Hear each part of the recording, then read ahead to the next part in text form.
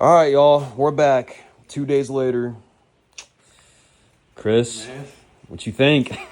she might be camera shy, but Let's for find those out. who were wondering why this bike wouldn't start, my beautiful brand new S1000, I don't know.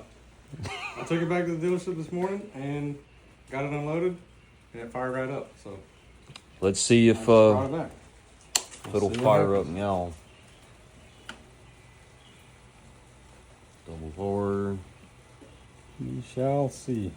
All right. Moment of truth. Let's see.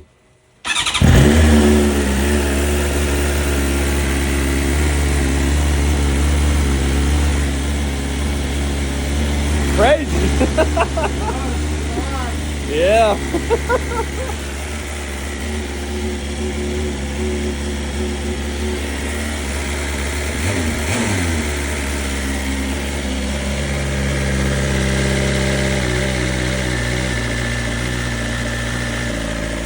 All right, y'all. We're gonna fire it up one more time just to be sure that it'll crank back up again.